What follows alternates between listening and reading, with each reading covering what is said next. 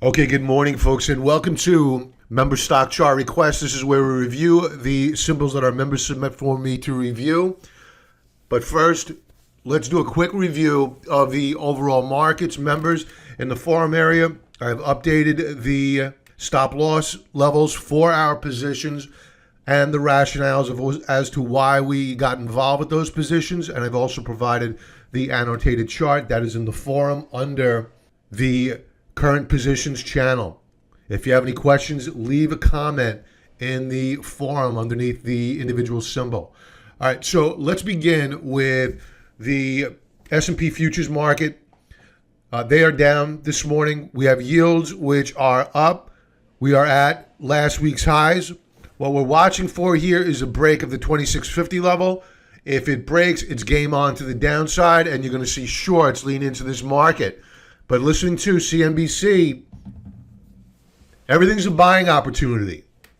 So please don't listen to their salesmen that they have on there, and that's exactly what they are.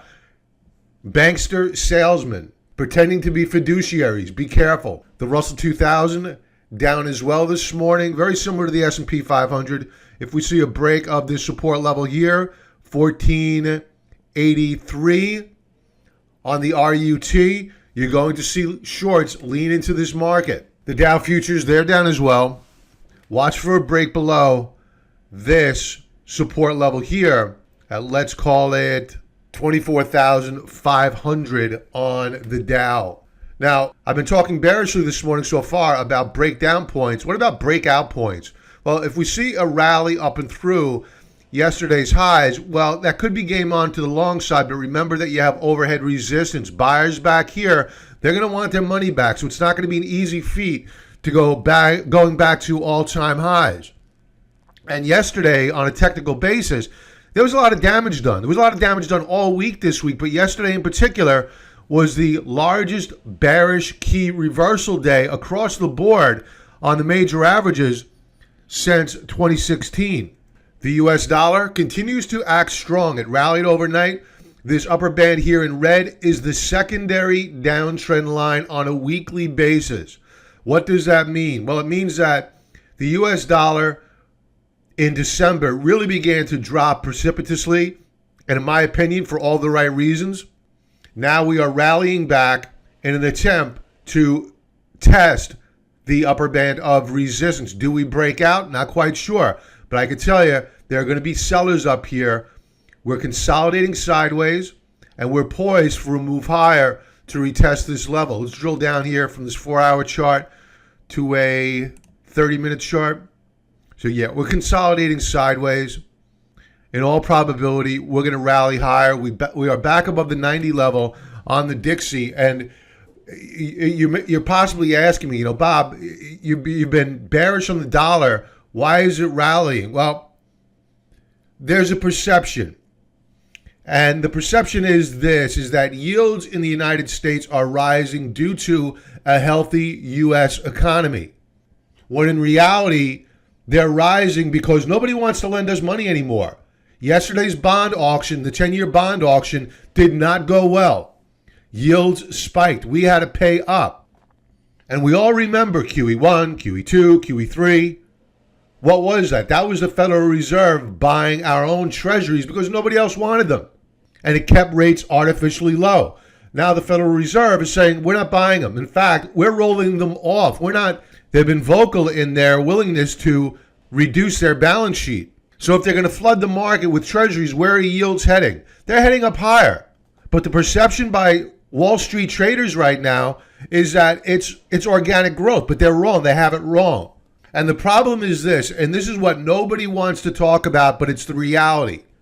If rates were normalized right now on the 10-year yield, our yield would be about its GDP plus inflation. So let's say our GDP is at 4%, say inflation's at 2%.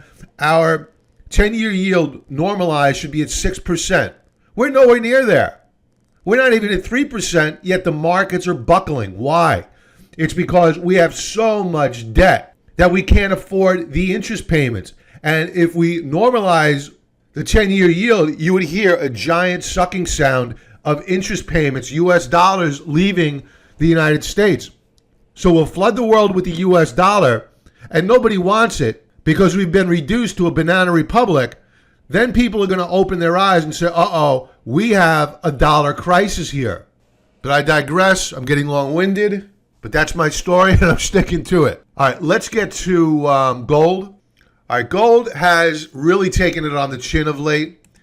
You would never think that on a monthly basis we had broken out. We had retested the breakout point, and technically we're on a monthly breakout. But look at this chart on a 4-hour basis. It's ugly as sin. We were lower on the day. We have rebounded. The gold mining names for which we are long, we went over strategy for adding to that position on this weakness. Members, if you haven't viewed Market Wrap, go to your dashboard, check out Market Wrap, which I posted last night. So while I am still longer term bullish on gold, I don't think the time is right just yet to go stepping in, but soon, very, very soon. Let's get to our member stock chart requests.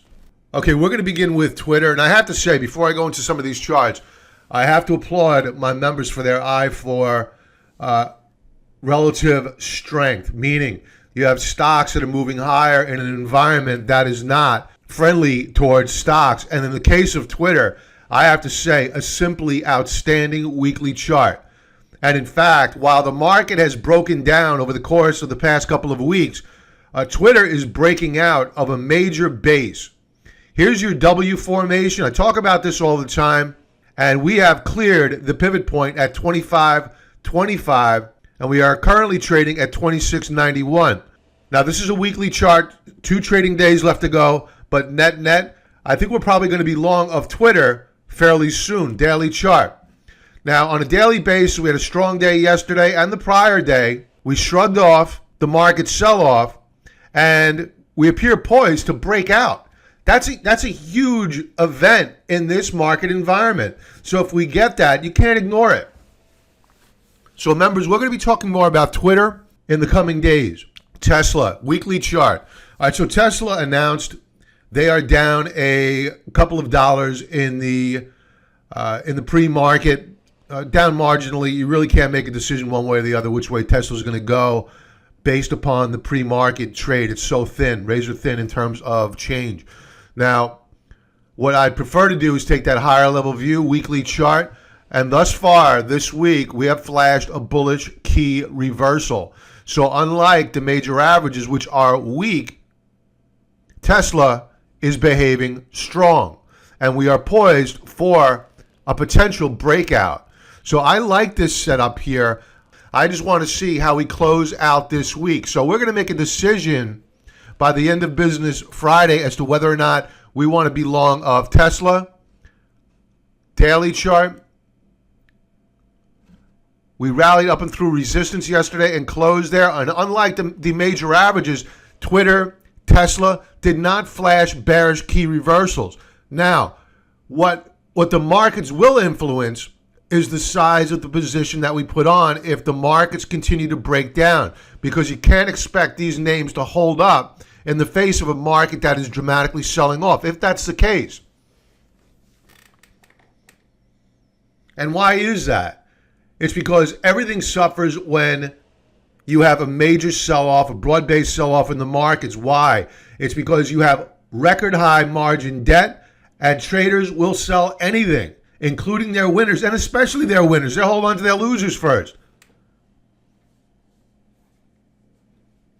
So that'll pressure everything. So let's not make the assumption that just because it's showing relative strength right now, that if the overall markets break down, that these names will hold up. They'll probably recover sooner after we've seen a reduction in all the leverage out there. So we'll keep an eye on them. These are all tells. This is the market sending you signals about the potential for future leadership. NVIDIA, weekly chart. Now, this stock has just had an amazing run. I don't think that this is the future leadership. I think the semis are going to fall victim of a sell-off if and when it comes, if we break down to new lower lows. Now, we have reversed off the lows of the week. Last week we flashed a bearish key reversal and we're holding support. So were I holding the video, would I sell it? No. But I would certainly raise my stops. No doubt about that. Daily chart. Now, we had a strong Tuesday. We reversed off of this support level after retesting it. Good stuff. Don't get me wrong. Yesterday, we moved higher, but we flashed a reversal day. We closed up on the day, but we sold off well off the highs of the day. That is not good. The last time we did that was right here, right at the top, and then we sold off. Now, we have both lines on Stokes trading down below 50, and as I always tell members, rallies fade when you have Stokes trading below the 50 level. Not guaranteed, but the probability increases, and that's exactly what you saw yesterday. A rally that faded. Volume, very strong, but declining. Activision, weekly chart, very similar to NVIDIA. We retested support, it held. So while I wouldn't go selling these shares, the market hasn't sent us that signal yet, either on NVIDIA or HCVI. You certainly must move your stops up. You have 2 stop loss points. 1, right below yesterday's lows on a closing basis. 2, if you want to keep it loose, right below $60 per share. Lower highs on MACD. Daily chart, very similar to NVIDIA. We have Stokes trading down below 50, and we had a bearish key reversal day yesterday. Again, Stokes trading down below 50, rallies fade. I never heard of this company. I love the symbol Goose, Canada Goose Holdings. Amazing, this chart. A bullish key reversal this week. Absolutely no reaction to the sell-off. Their fundamentals are outstanding. The problem here is that we're getting a little bit overbought for my taste. Does that mean it can't go higher? Absolutely not. It can go higher. Here's your uptrend channel. We have now broken out and above the upper band of resistance on volume.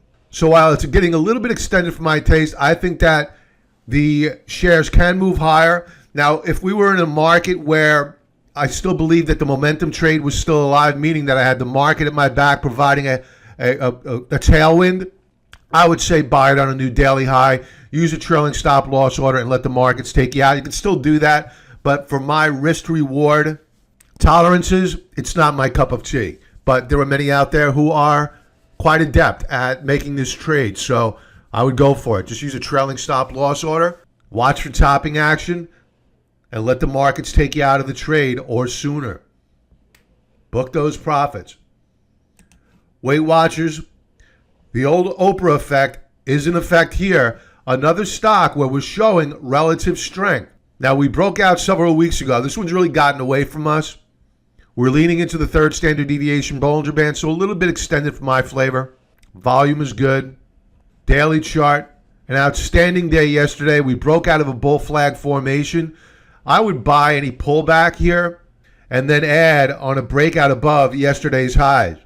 The shares are looking outstanding. Zero impact by the market selling off. So I always use this saying, when you have a market sell-off, out of the ashes rises the phoenix, meaning you have new leadership. So you're seeing a few stocks here that have the potential to act as new leadership moving forward. And that's it, folks. Everybody have a profitable trading day. Members, I'll be in the forum this evening, and I will talk to you there. Be well.